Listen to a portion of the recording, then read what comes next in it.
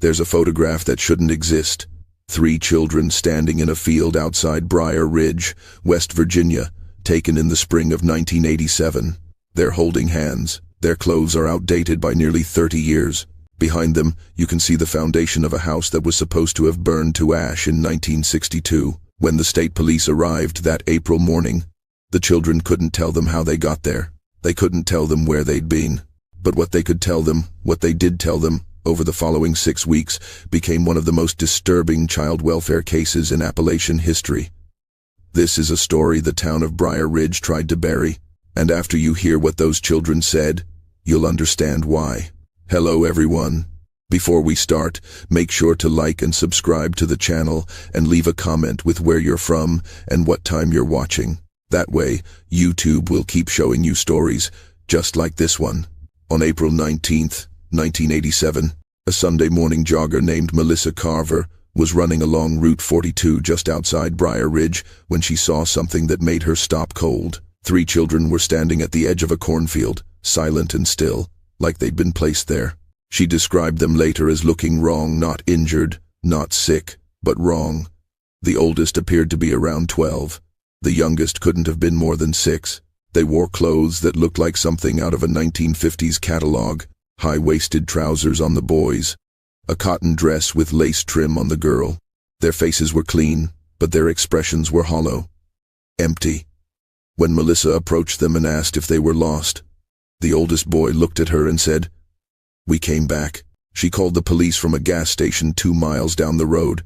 By the time Sheriff Tom Decker arrived, the children hadn't moved. They stood exactly where she'd left them, hands linked, eyes forward. Decker would later tell a state investigator that in 23 years of law enforcement, he'd never felt unease like that. Not from a crime scene, not from a domestic dispute, from 3 silent children standing in a field. He asked them their names. The oldest boy said, "Michael Grayson." The girl said, "Caroline Grayson." The youngest said, "Samuel Grayson." When Decker asked where their parents were, Michael looked at him with an expression the sheriff described as ancient, and he said, "They went into the ground a long time ago." The Grayson name meant something in Briar Ridge. In 1962, a fire had consumed the Grayson family home on Crescent Hill Road. Richard and Evelyn Grayson died in the blaze. Their 3 children, Michael, Caroline, and Samuel, were never found. The assumption, for 25 years, had been that their bodies were lost in the collapse, that they'd been burned beyond recognition, that the case, while tragic, was closed. But now, standing in front of Sheriff Decker, were 3 children who not only bore those names, they matched the descriptions from the missing persons reports filed in 1962. Same ages, same faces, same birthmarks. It was as if they hadn't aged a single day. Decker placed them in protective custody and contacted the state. Within 48 hours, federal investigators, child psychologists, and forensic specialists descended on Briar Ridge. What followed was 6 weeks of interviews, medical exams, and psychological evaluations. And what those children said, what they described in calm, unwavering voices, was something no one was prepared to hear. The medical examinations came back impossible. 3 different physicians examined the children independently, and all 3 reached the same conclusion, based on bone density, dental development, and physical markers. Michael Grayson was approximately 12 years old, Caroline was 9, Samuel was 6. These weren't adults pretending to be children. These weren't teenagers coached to play a role. They were children. But the children who disappeared in 1962 would have been 37, 34, and 31 years old in 1987. The math didn't work. Biology didn't work. And yet, fingerprints taken from a ceramic cup Michael had touched during the first interview were sent to the FBI. They matched a partial print lifted from a toy fire truck recovered from the Grayson home wreckage in 1962. Caroline had a crescent-shaped scar on her left wrist. Medical records from 1961 showed that Caroline Grayson had received stitches in that exact location after falling from a swing. Samuel had a birthmark below his right ear. The same birthmark appeared in a photograph taken at his 4th birthday party in 1961. Every biological marker said these were children. Every historical marker said these were the Grayson children. And that should have been impossible. The lead investigator, a woman named Dr. Laura Finch, had worked with traumatized children for 15 years. She'd interviewed survivors of abuse, of trafficking, of unimaginable horrors. But she said the Grayson children were different. They weren't traumatized. They weren't scared. They were calm. Disturbingly calm. When she asked Michael what he remembered about the fire, he didn't cry. He didn't flinch. He simply said, "We didn't die in the fire. We went down. Down." That word appeared in nearly every interview transcript. The children used it over and over. "We went down. He took us down. It's still down there." When investigators pressed for details, Michael explained that on the night of the fire, their father woke them. He told them the house was burning and they needed to go to the safe place. The safe place, Michael said, was in the basement, but not the basement anyone could see, the other one, the one behind the stone wall. Their father had shown it to them months before. He called it the old room. He said it was older than the house, older than the town, that it had been there long before any of them, and that if something ever happened, that's where they'd be safe. Caroline described descending a set of narrow stone steps that spiraled downward into darkness. She said the walls were damp and smelled like iron. Samuel, the youngest, said it felt like going into the earth's throat. When they reached the bottom, their father told them to wait. He said he'd come back for them. He never did. The children said they stayed in that room. They didn't know for how long. There was no light except a small opening high above them that let in a thin beam of sun during the day. They had no food, no water, but they weren't hungry. They weren't thirsty. Time felt slow, Michael said, like moving through syrup, like being asleep but awake. And then one day, the door opened. Not the door they'd come through. Another door, on the far side of the room. And someone came through. The children's descriptions of the man who came through the second door were consistent, but vague in a way that frustrated investigators. He was tall, they said. He wore dark clothes. His face was hard to remember, like looking at something through smoke. Michael said the man didn't speak out loud. He spoke inside their heads. He told them their father wasn't coming back, that the world above had moved on, that they could stay in the old room, or they could come with him. When Dr. Finch asked where the man took them, Michael's answer was chilling in its simplicity. He said, "Nowhere. We were already there. He just showed us the rest of it." What followed in the interview transcripts is a series of descriptions that read less like testimony and more like fever dreams. The children described a place that existed beneath Briar Ridge. Not a cave, not a tunnel system, something else. Caroline called it the underneath. She said it was vast, with corridors that stretched farther than you could walk, rooms that changed shape, and walls that breathed. Samuel described staircases that led to other staircases, doorways that opened into places that shouldn't exist, and a sound constant, low, rhythmic like a heartbeat coming from deep below. They said there were others there, not children, not adults, people who looked like people but moved wrong, stood wrong, watched wrong. Michael called them the kept ones. He said they'd been there a long time. Some of them had forgotten their names. The children said the man taught them things. How to move through the underneath without getting lost. How to listen for the heartbeat and follow it. How to avoid the rooms that pulled at you, the ones that tried to keep you. He told them they were special, that they'd been chosen because their father had made a trade, that the fire was never an accident, that Richard Grayson had known exactly what he was doing when he woke them that night. When Dr. Finch asked what kind of trade, Michael looked at her with an expression she described as unbearably sad, and he said, "Us. He traded us, so the town would keep growing." Investigators initially believed this was a case of extreme psychological manipulation, that someone had abducted the Grayson children in 1962, kept them in an underground location, perhaps a bunker or basement network, and subjected them to prolonged conditioning and abuse that fractured their sense of reality. It would explain the distorted memories, the strange language, the calm detachment. But it didn't explain the medical evidence. It didn't explain how 3 children abducted at ages 12, 9, and 6 were still biologically 12, 9, and 6, 25 years later. And it didn't explain what happened when investigators went to the site of the original Grayson home. The property had been abandoned since the fire. The foundation was still there, cracked and overgrown with weeds, but intact. On May 2nd, 1987, a team of forensic archaeologists and structural engineers arrived to examine the basement. They found the remains of the original cellar: charred wood, collapsed stone, ash. But when they began excavating the northwest corner where Michael said the hidden room had been, they found something else. A seam in the stone. A vertical crack, roughly 6 feet tall, that didn't match the surrounding masonry. When they pried it open, they found a narrow passageway descending into darkness. The air that came out was cold, stale, ancient, and it smelled, according to the lead engineer, like iron and earth and something else, something rotting. They sent a camera down. It went 70 feet before the feed cut out. They sent another, same result.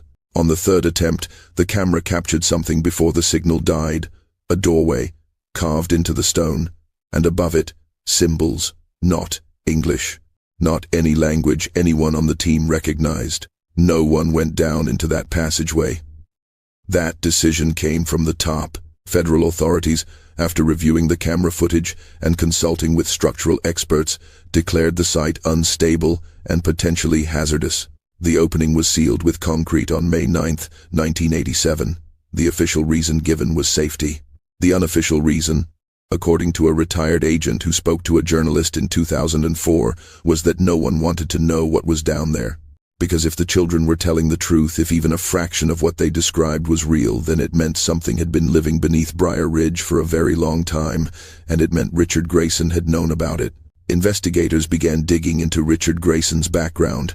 What they found painted a picture of a man obsessed. In the months before the fire, Richard had withdrawn from social activities. He'd stopped going to church. He'd begun spending hours in the town's historical society, poring over old maps and records. A librarian remembered him asking about the town's founding, about the original settlers, about what had been there before the town existed. He'd checked out books on local folklore, on Native American legends of the region, on geological surveys. And in the weeks before his death, he'd told his wife Evelyn something that she'd mentioned to her sister in a phone call. He'd said that Briar Ridge was built on a bad foundation, that the town had made a deal a long time ago, that someone had to keep paying. Evelyn's sister, Martha Hollis, was interviewed in June of 1987. She was 71 years old and still lived in Briar Ridge. She told investigators that her sister had been terrified in the weeks before the fire, that Richard had changed, that he'd become distant, obsessive, paranoid. He'd started locking the children's bedroom doors at night. He'd installed extra locks on the basement door. He'd told Evelyn that something was waking up, that it was hungry, and that if he didn't do something, it would take more than just his family. When Martha asked what he meant, Evelyn couldn't explain. She only said that Richard believed the town owed a debt, and that he'd found a way to pay it. The fire that killed Richard and Evelyn Grayson was ruled accidental in 1962. Faulty wiring, the report said. But when investigators reviewed the original case files in 1987, they found inconsistencies. The fire had started in multiple locations simultaneously. Accelerant residue had been noted but dismissed, and a firefighter who'd been on scene that night had written in his personal log, never included in the official report, that the basement door had been chained shut from the outside, as if someone wanted to make sure nothing came up, or that no one went down. The children's account suddenly seemed less like delusion and more like testimony, and that raised a question no one wanted to answer. If Richard Grayson had traded his children to something beneath the town, what had he gotten in return? The answer might have been in the town itself. Briar Ridge had been dying in the 1950s. The coal mines were tapped out. The lumber mill was closing. Young people were leaving. But in 1963, 1 year after the Grayson fire, things changed. A textile company opened a factory on the east side of town. Then a packaging plant. Then a distribution center. Within 5 years, Briar Ridge went from a population of 1,100 to over 4,000. Jobs came, money came, the town grew, and it kept growing. By 1987, Briar Ridge was thriving. New schools, new churches, new neighborhoods spreading up into the hills. It was a success story, an Appalachian miracle. But the Grayson children's return cast a shadow over that prosperity. Because if Richard Grayson had made a trade his children for the town's survival, then Briar Ridge's growth wasn't a miracle. It was a purchase, and the bill had just come due. The children were placed in foster care while authorities tried to determine their legal status, but the placement didn't last long. Within 2 weeks, all 3 foster families reported the same problems. The children didn't sleep, not in any normal sense. Foster parents would check on them in the middle of the night and find them sitting upright in bed, eyes open, staring at the walls. When asked what they were doing, they'd say they were listening. Listening to what? To the heartbeat. They said they could still hear it, that it followed them, that it never stopped. One foster mother reported waking at 3 in the morning to find Samuel standing at her bedroom door. When she asked what was wrong, he said, "It knows we left. It wants us back." She called social services the next morning and refused to keep him another night. Michael told his caseworker that the man from the underneath had warned them, that leaving had consequences, that the trade wasn't finished. When pressed for details, Michael said the man told them they could return to the surface, but they'd have to bring something back, a replacement, someone to take their place in the old room, someone to keep the heartbeat fed. The caseworker asked who they were supposed to bring. Michael's answer was recorded in the case notes, underlined twice. He said, "Anyone. It doesn't care. It just needs to be fed." That statement triggered an immediate psychological evaluation. The children were separated and placed under supervised observation. But even apart, their stories remained consistent. Caroline told her evaluator the same thing. Samuel, despite being only 6 years old, used nearly identical language. They weren't making it up. They weren't coordinating. They believed it. And more disturbing, they seemed resigned to it. By late May, the town of Briar Ridge had become aware of the situation. News traveled fast in small towns, and the return of the Grayson children was the kind of story that couldn't be contained. At first, there was curiosity, then unease, then fear. People started asking questions. Why had the children come back now? What did they want? And why were investigators digging up the old Grayson property?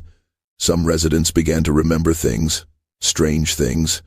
A man named Howard Finch, no relation to Dr. Laura Finch, told a local reporter that in 1963, just after the town started growing, he'd been hunting in the woods north of Crescent Hill Road. He'd found a circle of stones in a clearing. In the center was a pit, maybe 4 feet across, descending into darkness. He dropped a rock into it and never heard it land. When he mentioned it to his father, he was told to forget about it, that some things in Briar Ridge were better left alone. He never went back, but he remembered where it was. If you're still watching, you're already braver than most. Tell us in the comments, what would you have done if this was your bloodline? Other stories emerged. A woman named Grace Pruitt said her grandfather had been one of the original town founders, that he'd kept a journal she'd found in his attic after he died. In it, he'd written about the old agreement. He didn't explain what it was, but he'd written that the town's survival depended on it being honored, that the land demanded payment, that every generation had to remember. When Grace tried to show the journal to a historian in the 1970s, it had vanished from her attic. She never found it again. A retired schoolteacher named Benjamin Tate said that in the 1940s, when he was a boy, his father had taken him to a town meeting in the basement of the old courthouse. He wasn't supposed to be there, but he'd hidden behind a stack of chairs and listened. The men were talking about the underneath, about keeping it quiet, about making sure the children stayed away from certain places, about what would happen if the compact was ever broken. Tate said he didn't understand it at the time, but after the Grayson children returned, he understood perfectly. The town had always known. On June 7, 1987, Michael Grayson vanished from his group home. He'd been under constant supervision, but sometime between bed check at 10 p.m. and the morning shift change at 6 a.m., he disappeared. His window was locked from the inside. His door was monitored. There was no sign of forced entry or exit. He was simply gone. The search began immediately. Police, volunteers, tracking dogs, they combed the area for 3 days.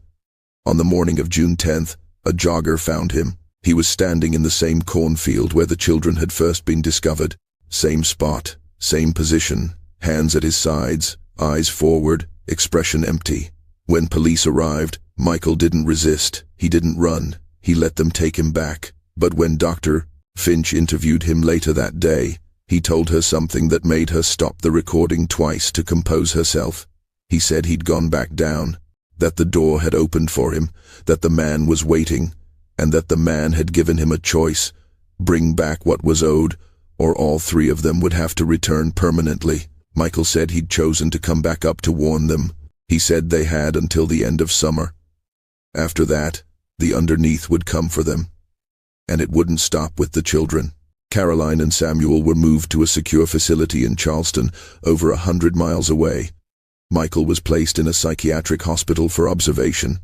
The separation was meant to protect them, but on June 23rd, Caroline disappeared from her room in Charleston. Same circumstances, locked door, monitored hallway, no explanation. She was found 2 days later in Briar Ridge, standing outside the sealed entrance to the Grayson property. When authorities arrived, she was tracing the symbols on the concrete with her fingers.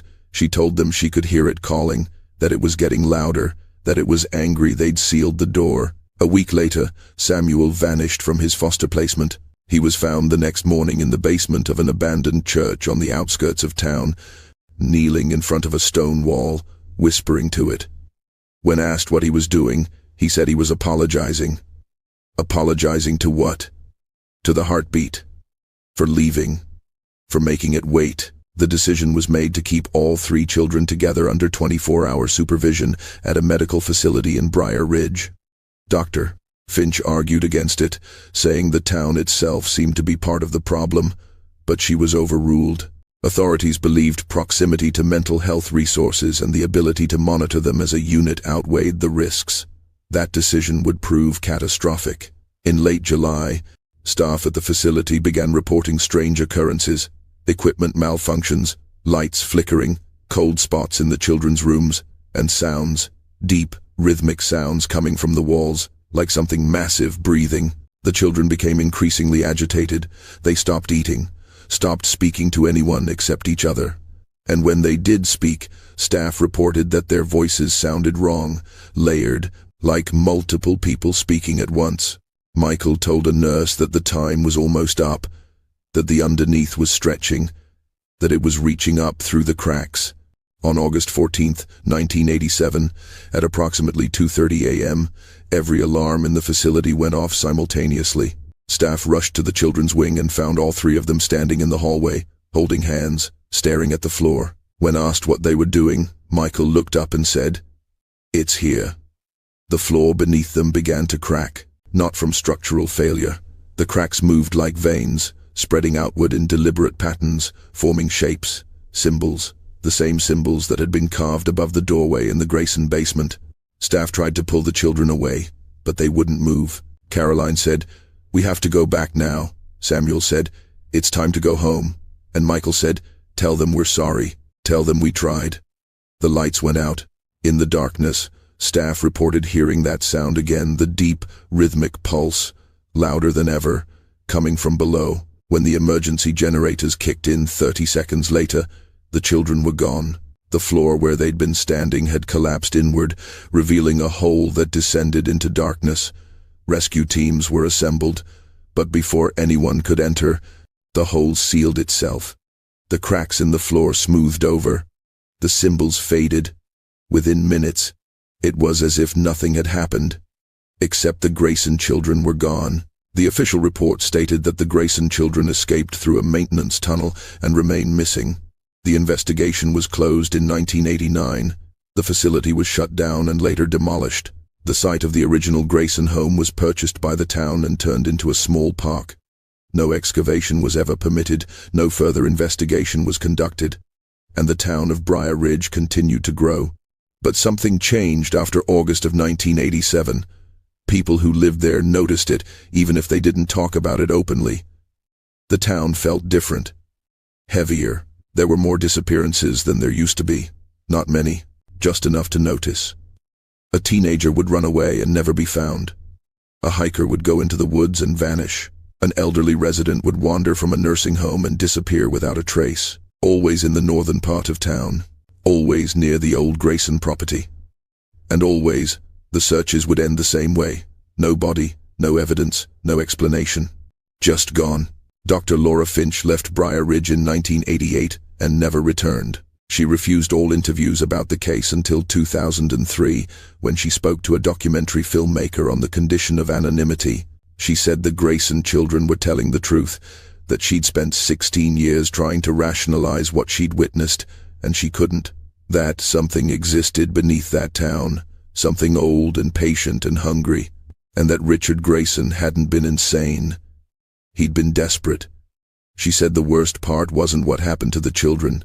It was knowing that the town had allowed it. That somewhere in Briar Ridge's history, someone had made an agreement. A trade. Safety and prosperity in exchange for occasional sacrifice. And that trade had never been broken. The children were just the latest payment. In 2006, a construction crew breaking ground for a new shopping center on the north edge of Briar Ridge discovered a network of tunnels beneath the site. Old tunnels. Stone tunnels. The kind that shouldn't have existed in that region. When engineers descended to survey them, they found evidence of habitation. Not recent, ancient, carvings on the walls, symbols no one could identify. And in one chamber, they found children's clothing, rotted, fragmented, but unmistakably from different eras, 1800s, early 1900s, 1960s. The discovery was reported to local authorities, who contacted the State Archaeological Board. Within 48 hours, the site was sealed by federal order. The construction project was relocated. The tunnels were filled with concrete. No explanation was given to the public. The crew was paid for their silence. And the official record states that nothing of historical significance was found. Briar Ridge still exists. Population just over 6,200 as of the last census. It's a quiet town. Prosperous. The kind of place where people raise families and build futures. But if you dig into the records, you'll find patterns. Every 20 to 30 years, children disappear. Not all at once, not in ways that draw national attention. Just quietly, one here, two there, and the town moves on. In 1934, the Miller twins vanished from their backyard. In 1958, a girl named Judith Carver disappeared on her way home from school. In 1962, the Grayson children. In 1997, a boy named Daniel Kress went missing during a camping trip. The searches always end the same way, and the town always keeps growing. Some people say Briar Ridge is cursed. Others say it's blessed. But the people who've lived there long enough, the ones whose families go back generations, they don't use either word. They just say the town has an understanding, that it takes care of its own, and that sometimes taking care means making sacrifices. The Grayson children were never seen again after August 14, 1987. Their case remains officially unsolved. But in 2012, a hiker exploring the woods north of Briar Ridge found something carved into the trunk of an old oak tree. 3 names: Michael, Caroline, Samuel, and below them, a single sentence: "We're still down here." The hiker reported it to local police. When officers went to investigate, the tree had been cut down. The stump showed no evidence of carving, and the hiker, a man named Thomas Reed, moved out of West Virginia 3 months later. He told a friend he couldn't shake the feeling that something had been watching him in those woods, that he'd heard a sound while he was standing at that tree. A deep, rhythmic sound, like a heartbeat, coming from below. He said he didn't know if the Grayson children were still alive, but he knew they weren't alone. And he knew that whatever was keeping them, whatever Richard Grayson had traded them to, it was still there, still waiting, still hungry, and still very much awake. The town of Briar Ridge doesn't talk about the Grayson children anymore, but on quiet nights, when the wind moves through the hills and the houses settle into darkness, some people say you can still hear it, that deep, rhythmic pulse, the heartbeat of something old, something that lives in the spaces beneath the world, something that remembers every deal ever made, and something that always collects what it's owed.